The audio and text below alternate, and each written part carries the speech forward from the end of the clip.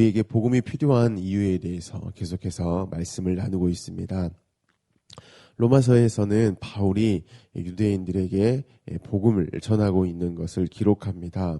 우리가 저번 주에 표면적 유대인과 내면적 유대인에 대해서 말씀을 나눴습니다. 바로 할례에 대한 부분을 좀 나눴는데요. 표면적 유대인은 태어난 지 8일 만에 할례를 받아서 이렇게 고백하는 사람들이죠. 나는 유대인이다. 그래서 나는 태어난 지 8일 만에 할례를 받았다. 그런데 이것은 사실입니다. 그들에게 일어난 일입니다. 하지만 이것이 전부인 인생이 바로 표면적 유대인입니다. 그 할례의 참 의미와 그 능력, 그것은 모르는 채 단순히 나는 유대인이다. 나는 태어난 지 8일 만에 할례를 받았다. 라는 그 종교인의 어떠함으로만 살아간다라는 것이죠. 반면에 내면적 유대인은 마음의 할례를 받은 사람들입니다. 바로 하나님이 우리에게 할례를 주신 그 목적과 그 뜻대로 살아가는 사람들이라는 것이죠. 하나님의 특별한 은혜를 입은 사람들이 바로 할례를 받은 사람입니다. 마음의 할례를 받은 사람입니다. 어떠한 은혜인지는 할례의 시작을 보면은 잘 알 수가 있습니다. 할례는 하나님께서 아브라함에게 처음 베푸신 일인데요. 바로 하나님이 아브라함에게 자손에 대해서 약속을 하시죠. 그리고 그 약속을 하신 분, 곧 하나님이 그 약속을 지키시기 전에 베푸신 것이 바로 할례입니다.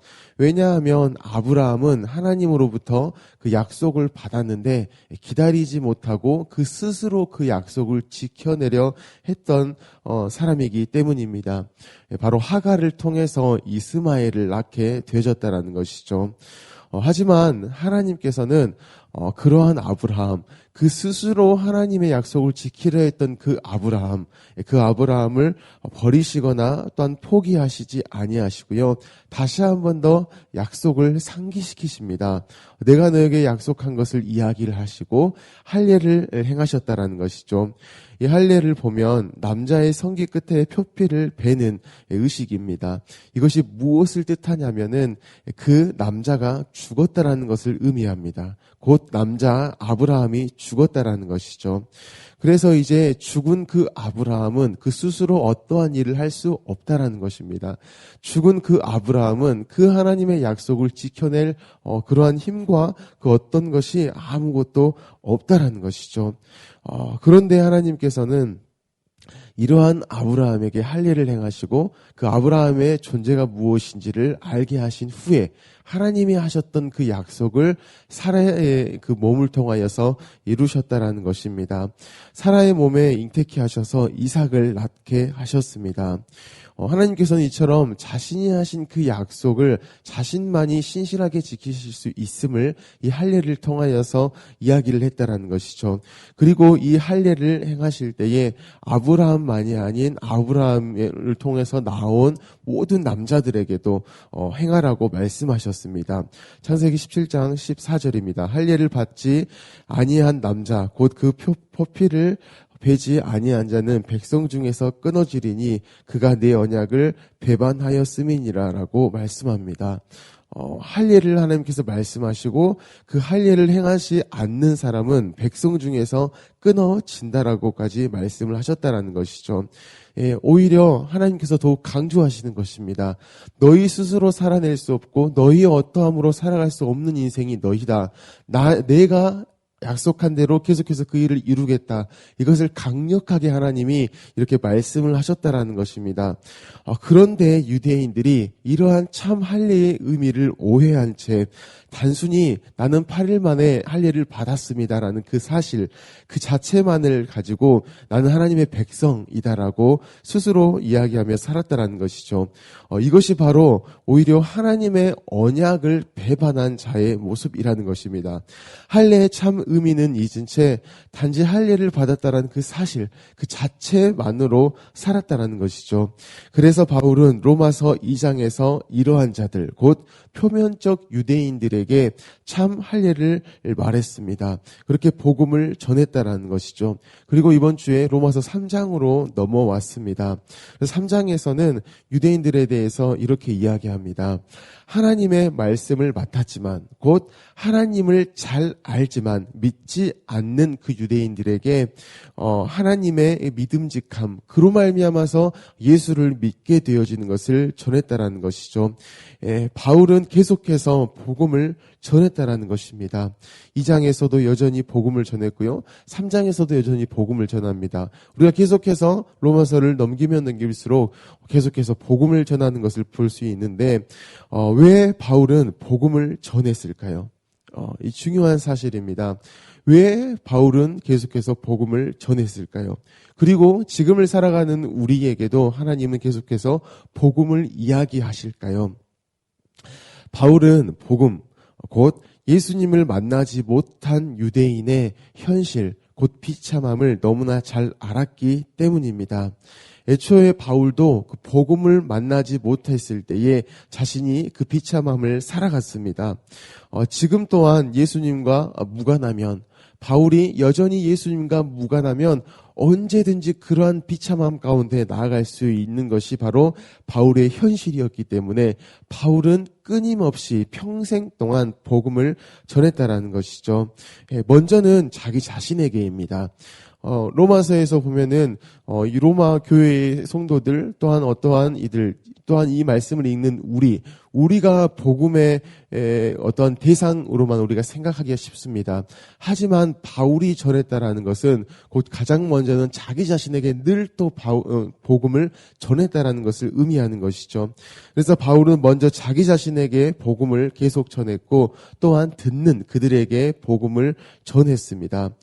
그렇다면 예수님과 무관한 인생의 비참함, 그것이 무엇일까요? 다른 말로 표현을 해보면 표면적 유대인, 하나님을 알기만 하고 믿지 않는 유대인, 그들의 모습은 어떠할까요?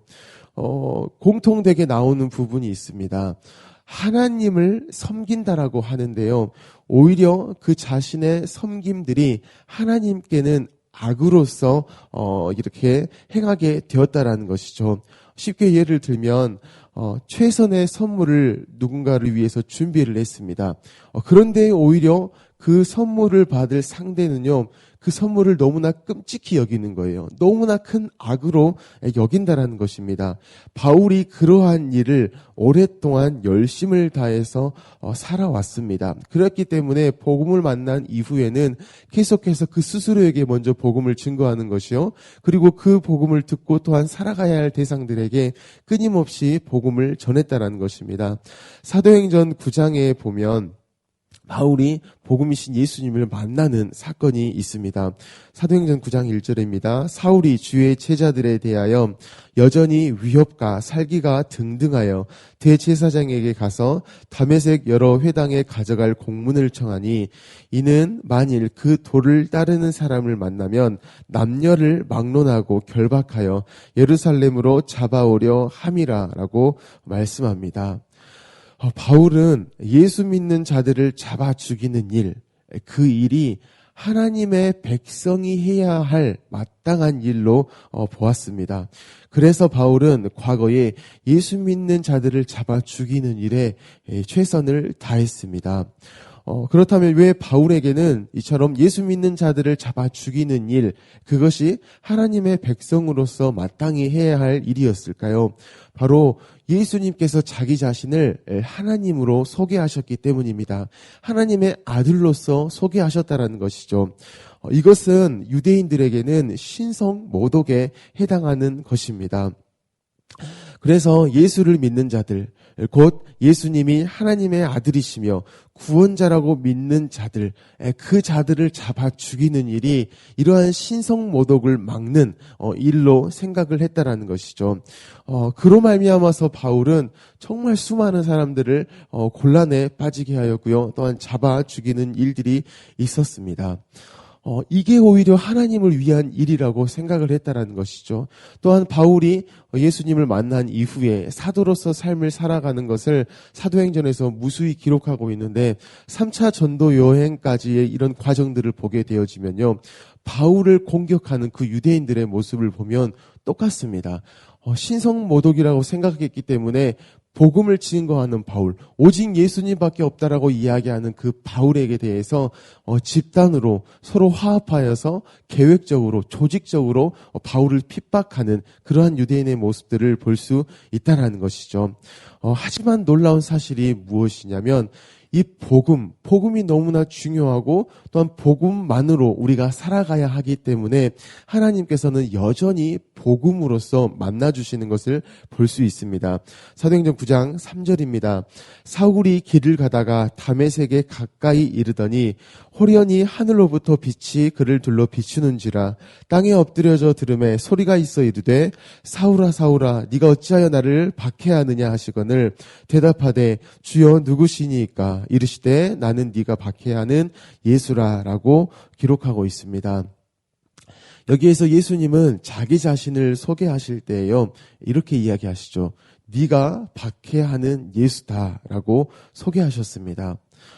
예수님은 왜 굳이 네가 박해하는 예수다라고 이렇게 소개하셨을까요? 이게 무엇을 의미하냐면 바울에게 여전히 복음으로 다가가시는 것을 의미합니다. 바울이 아무리 박해를 해도 여전히 너를 만나겠다라는 것이죠. 나를 심하게 박해해도 나는 너를 여전히 포기하지 않겠다라는 것입니다. 그게 바로 네가 박해하는 예수입니다. 그래서 하나님께서는 일부러 다메섹 가운데에 오셨습니다. 이 바울이 박해하는 그 현장에 오셔서요. 오히려 바울의 박해에도 불구하고 하나님은 그 바울을 향하고 계신다라는 것을 바로 다메섹에서 보여주셨다라는 것입니다. 하나님이 계획적으로 또한 실제적으로 또한 바울이 잘 알 수 있도록 이렇게 복음으로 다가오셨다라는 것입니다. 사랑하는 성도 여러분, 복음이 아니면 우리는 인생에서 모든 열심을 다해서 죄를 지을 뿐입니다. 그래서 하나님께서 하시는 일이 무엇이냐면 오늘도 하나님을 향하여서 박해하는 곧 자기 스스로의 열심으로 살아가려는 그것이 오히려 하나님께 영광인 줄 알고 최선을 다하는 이들에게 복음으로만 찾아오신다라는 것이죠. 복음이 없어서 헛된 열심으로 하나님을 섬기는 그러한 우리를요, 그럼에도 불구하고 또 만나 주신다라는 것입니다. 복음은 포기가 없다라는 것이죠. 그래서 오늘 로마서 3장 3절에 하나님은 믿을 만한 분이다라고 기록을 하고 있다라는 것입니다. 그러므로 예수님의 입에서 네가 박해하는 예수다라는 그 말을 이끈 우리의 이 비참한 현실, 이 현실이 우리의 현실인데 이것 가운데 우리가 여전히 할 일이 있습니다. 바로 예수님을 바라보는 것입니다.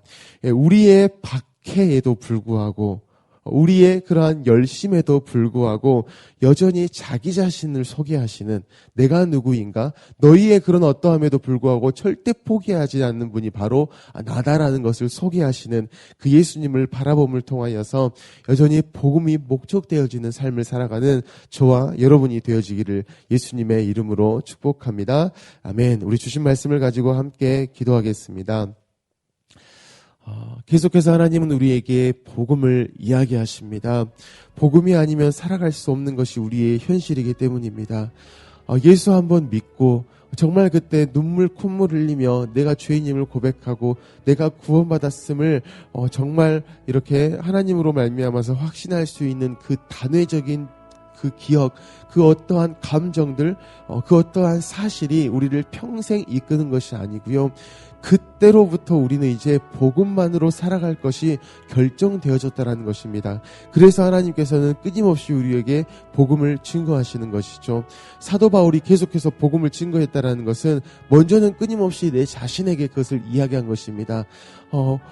믿음의 주요 온전케 하시는 그 그리스도를 바라보는 그 일들을 계속해서 했다라는 것이죠. 오늘 살아갈 때에 하나님 계속해서 우리가 예수 그리스도를 보게 하십시오.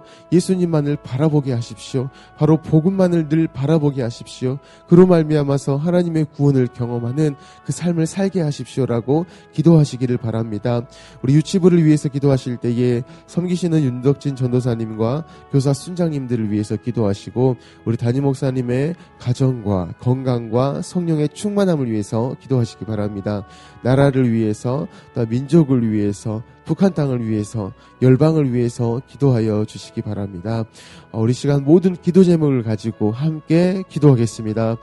사랑이 많으신 하나님 너무나 감사합니다. 하나님 우리에게 계속해서 복음을 증거하십니다. 끊임없이 증거하십니다. 우리 현실을 보게 하시고 그 가운데 계신